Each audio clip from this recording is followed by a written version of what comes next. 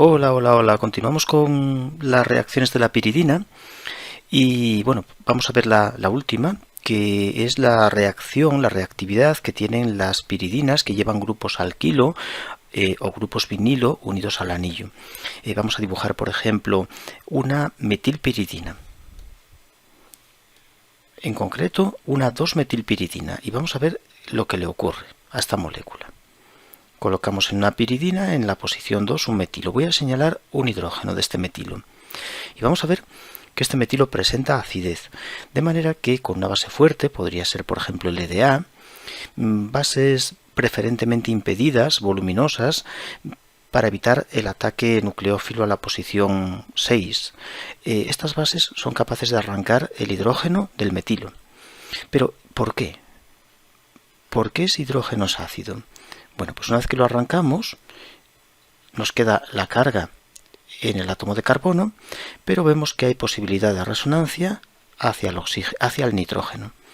La deslocalización de la carga hacia el heteroátomo, como ocurre en otras muchas reacciones que hemos visto, como las AN, las SN, esta posibilidad de llevar la carga hacia el átomo de nitrógeno estabiliza la carga negativa y permite que estas reacciones transcurran. Es indispensable esa estabilización de la carga para, en este caso, tener acidez en los hidrógenos del metilo. Por tanto, este movimiento de la carga hacia el heteroátomo es posible si el metilo se encuentra en la posición 2 de la molécula. ¿Qué podemos hacer con esta base que hemos formado, este carbanión? Es un buen nucleófilo y, por ejemplo, podemos añadirle electrófilos, como puede ser el bromuro de bencilo, y a través del carbono va a atacar al carbono que tiene el bromo, sacando el bromo, y de esta manera nuestra molécula se alquila, es decir, alargamos la cadena carbonada. Aquí tenemos el CH2 que teníamos de partida y aquí unimos el grupo bencilo, CH2PH. Por lo tanto, podemos alargar la cadena carbonada.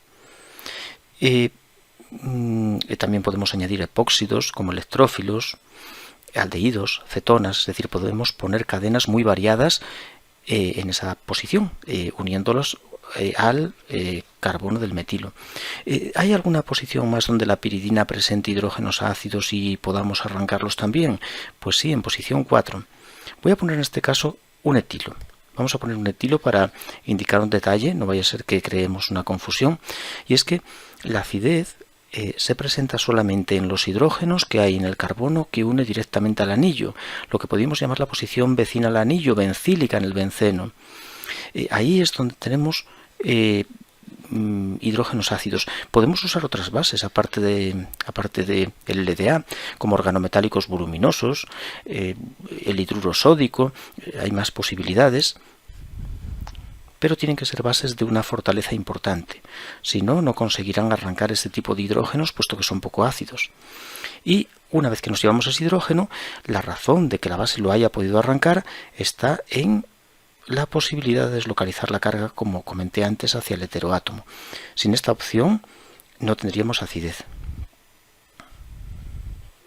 La carga llega hacia el átomo de nitrógeno, que queda cargado negativamente, y aquí nos queda un CH con un CH3. Bien, y de nuevo, si añadimos un oxaciclopropano, nuestro carbanión es capaz de atacar y abrir el epóxido. Nunca ataca el nitrógeno de la segunda estructura porque eso le impediría la rearomatización y perderíamos la aromaticidad del heterociclo, y eso es más desfavorable. Siempre el ataque se produce a través del átomo de carbono del que arrancamos el hidrógeno.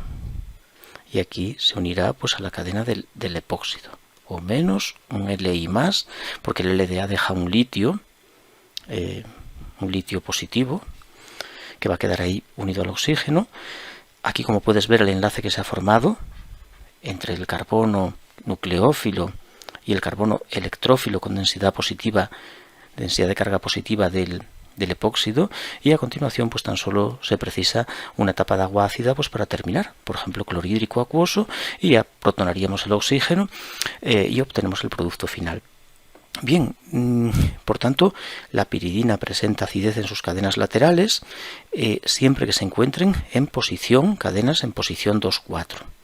No nos sirve la posición 3. ¿Por qué no vale la posición 3? Pues bueno, simplemente dibujar una piridina con una cadena en 3 y comprobar el por qué en la posición 3 no tengo tanta acidez, tengo mucha menos acidez. Si ponemos LDA, bueno, es posible que arranque algo ese hidrógeno, pero mucho peor que antes. ¿Por qué? Pues al dibujar la base conjugada vemos el gran problema que tenemos entre manos, y es que la carga ahora, si intentamos llevarla hacia el heteroátomo, no nos lo permite. No puede deslocalizarse sobre carbonos, pero no puede llegar al átomo de nitrógeno. Esto hace que el equilibrio ácido-base esté desfavorecido y desplazado hacia la izquierda. Por tanto, estos hidrógenos son muchísimo menos ácidos que los de las posiciones 2,4. Tenemos una acidez fuerte en 2 y en 4, pero no en posición 3. Bien, es muy interesante. Como puedes ver, realmente no hace falta recordar nada. Simplemente es arrancar el hidrógeno y ver lo que ocurre. Si la carga se deslocaliza hacia el heteroátomo, es viable, es ácido. Si no, pues no lo es. Esto hace que la reactividad de estos sistemas sea bastante predecible. Enseguida, en cuanto uno va viendo algunas reglas que siempre se repiten, pues ya podemos predecir muchas cosas. Bien, hay un segundo tipo de cadena que es muy interesante en la piridina, que también tiene que estar situada en 2,4, que es el grupo vinilo o etenilo. ¿Qué tiene de especial este grupo? Pues permite ataques de nucleófilos. Por ejemplo, si ponemos cianuro sódico, vamos a ver cómo ese nucleófilo es capaz de atacar al extremo del vinilo, porque la carga, como puedes ver, vuelve hacia el heteroátomo. Siempre la misma cuestión: si la carga puede ir al heteroátomo, como es electronegativo, la soporta bien, la estabiliza y la reacción transcurre, porque tenemos un intermedio de baja energía, un intermedio de reacción de baja energía, que es esto que estoy dibujando aquí. Por eso ese grupo CN se adiciona al extremo del grupo vinilo. ¿Qué va a ocurrir a continuación? Bueno, si en el medio tenemos agua, cianuro acuoso, o le añadimos a continuación agua o agua ácida, clorhídrico acuoso, en el caso de que no la tengamos con el cianuro, pues no se va a protonar como uno podría pensar el átomo de nitrógeno, porque eso no permitiría la rearomatización del anillo, sino que lo que va a ocurrir es que la carga del nitrógeno se va a ceder y va a pasar hacia ese carbono. Este carbono nos va a quedar en forma de carbanión, en una estructura que podríamos dibujar, y ahí es donde se va a protonar. Si quieres, para no pintar esa estructura, me aborrece ahora un poco, pues podemos capturar los protones, por ejemplo, del ácido clorhídrico, y ya tenemos el producto, pero no se protona el heteroátomo, lo que le impediría rearomatizar, sino que el heteroátomo cede la carga pasándola a esta posición, a este carbono vecino al anillo, para que se protone con el agua ácida del medio. Bien, ¿dónde podemos tener también grupos vinilo que permiten esta reactividad? Pues aquí, en 4, en la posición 2,4.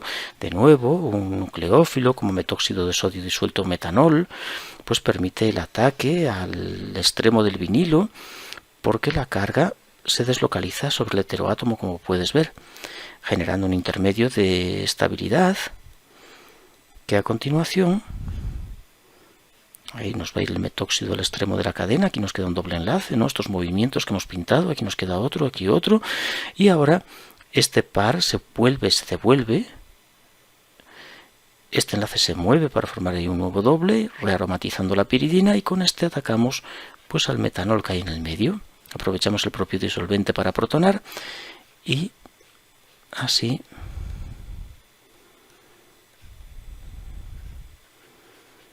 conseguimos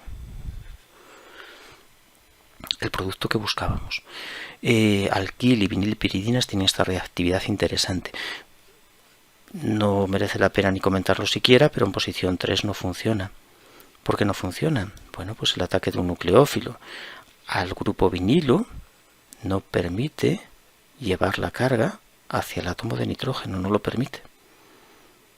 La podemos pasar hacia un carbono, por ejemplo, hacia este carbono, o hacia este, pero no llega al heteroátomo, por tanto esto es inviable. También podemos, piridinas que tengan, por ejemplo, grupos ácidos en posiciones 2, 4, en 3 posiblemente también, pero va peor. Por ejemplo, si tenemos una piridina con dos ácidos en 2 y 3 y la calentamos fuertemente, se produce la descarboxilación, pero descarboxila mejor el de la posición 2. El cercano al átomo de nitrógeno tiende a descarboxilar mejor. Entonces, bueno, 2 y en 4 también descarboxila mejor que en 3. 3 es la peor posición. Aquí podríamos descarboxilar de forma selectiva esa piridina, descarboxilando 2 y manteniendo 3 por la diferencia de reactividad de los grupos ácidos en 2 y en 3. Pues nada, la reacción de descarboxilación de la piridina. Pues eso es todo. No vamos a hacer más. Creo que tenemos las reacciones más importantes del anillo piridina y vamos a practicar con ejercicios, aunque nos queda la síntesis. Tenemos que ver la síntesis de Hans de la piridina y alguna síntesis más que es famosa, tiene muchas síntesis, pero bueno, vamos a ver las más típicas solamente. Y vamos a empezar con la quinolina isoquinolina, que es el anillo piridina condensado con un benceno y por tanto la reactividad es prácticamente idéntica a la que he comentado en este tema. Vamos a ver que en la quinolina e isoquinolina solo hay pequeñas diferencias, excepciones con respecto a la piridina debido al anillo condensado que cambia algunas reacciones y cambia más bien la orientación donde ocurren, el lugar donde ocurren ciertas reacciones y también la síntesis de los anillos que sí son diferentes a los de la piridina. Después pasaríamos al pirrol-tiofenofurano, que son los anillos de 5 miembros, y el condensado de 5, que es el indol, aunque también podemos comentar algo del benzofurano, benzotiofeno, pero bueno, sobre todo el indol es el anillo que nos interesa. Y ahí estaría la parte más importante de los heterociclos de 6 miembros. El más importante es la piridina, aunque también el catión pirilio merece algún comentario. Quizá esto no lo he tenido en cuenta, pero quizá más adelante hagamos un pequeño vídeo sobre el catión pirilio y una reacción de apertura y cierre del anillo famosa que da. Bueno, eso es todo. Entonces lo dejo aquí que me enrollo.